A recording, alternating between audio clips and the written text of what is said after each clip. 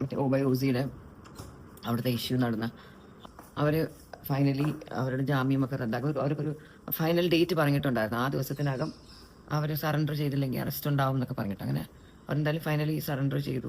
ഇപ്പോൾ ആലോചിക്കുമ്പോഴേ ഈ കുട്ടികൾ ദിൽ ബി ഷുവർലി തിങ്കിങ് അന്ന് എല്ലാം കുഴപ്പം, അവർ കുറച്ച് പേയ്മെൻറ്റ്സ് ഒക്കെ ഇവിടെ നിങ്ങൾ റെഡിയാക്കി കൊണ്ടുവരാം എന്നൊക്കെ പറഞ്ഞാണ് അവർ പോയത്. എന്നിട്ടാണ് ആരെയോ അവർക്ക് കൊടുത്ത അഡ്വൈസിൽ ഇവർ പോയി നമുക്ക് എഗെയിൻസ്റ്റ് കേസ് കൊടുത്ത് തട്ടിക്കൊണ്ടുപോയെന്നും അവരെ പിടിക്കാൻ നോക്കിയെന്നും കൃഷ്ണകുമാർക്ക് അവർ ഉപദ്രവിക്കാൻ ശ്രമിച്ചു. അങ്ങനെയൊക്കെ ഉള്ളൊരു ആരോ പറഞ്ഞു കാണും അങ്ങനെയൊക്കെ ചെയ്താൽ നിങ്ങൾക്ക് ആ കേസ് നൂരാൻ പറ്റുമെന്ന് പറഞ്ഞു. അങ്ങനെ ഒരു സംഭവമായിട്ട് അവർ പോയില്ലായിരുന്നെങ്കിൽ നമ്മൾ ഇവരുടെ പേരൊന്നും ഒരിക്കലും പബ്ലിക്കായിട്ടൊന്നും പുറത്ത് പറയുകയോ നാട്ടുകാരറിയോ ഒന്നും ചെയ്യത്തില്ലായിരുന്നു.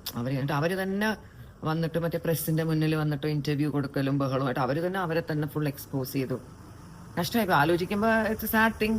അവരുടെ വീട്ടുകാർക്കൊക്കെ they must be going through a lot. I mean അതിൽ ഏതോ ഒരു കുട്ടി ദിവ്യ എന്ന് പറഞ്ഞാൽ അപ്പം ആ കുട്ടി ഇതുവരെ സറണ്ടർ ചെയ്തിട്ടില്ല. ആ കുട്ടിയുടെ ഫാദർ ഈ കാര്യങ്ങളൊന്നും അറിഞ്ഞിരുന്നില്ല. ഈ കുട്ടി ഇതുപോലെ പൈസ എടുക്കുന്നുണ്ടെന്നുള്ള കാര്യം എൻ്റെ അമ്മയും ഒക്കെ അറിഞ്ഞിട്ടുണ്ടായിരുന്നുള്ളൂ എന്നൊക്കെയാണ്. ഇങ്ങനെ അവിടെ നിന്ന് പലരും ഇവരുടെ അവർക്ക് പരിചയമുള്ള പലരും ഇവിടെ ഇങ്ങനെ വന്ന് നമ്മൾ പറയാറുണ്ട്. ഇങ്ങനെ വന്നിട്ട് പറയാം. അപ്പം എനിക്കാണെങ്കിൽ തന്നെ നമ്മൾ നമ്മളോടൊന്നും പറയണം, നിങ്ങൾ എന്തെങ്കിലും ഉണ്ടെങ്കിൽ പോലീസിൻ്റെ അവിടെ പോയി പറഞ്ഞോളൂ, നമ്മളോട് ഇവരെ കുറിച്ചൊന്നും പറയണ്ട എന്നിങ്ങനെ പലരോടും പറയാറുണ്ട്. അന്നേരം അറിയാൻ കഴിയുന്നത് അങ്ങനെയൊക്കെയാണ്. It's A sad thing. എത്രയോ ബെറ്റർ ആയിട്ട് ഇതെല്ലാം ആരും അറിയാത്ത രീതിയിൽ നമ്മളൊന്നും ഇവരെ പുറത്ത് പറയാത്ത രീതിയിൽ ഇവരൊരു ലൈക്ക് സെറ്റിൽമെൻറ്റ് എമൗണ്ടുമായിട്ട് വന്നെങ്കിൽ അങ്ങ് എല്ലാം ഓക്കെ ആയേനെ.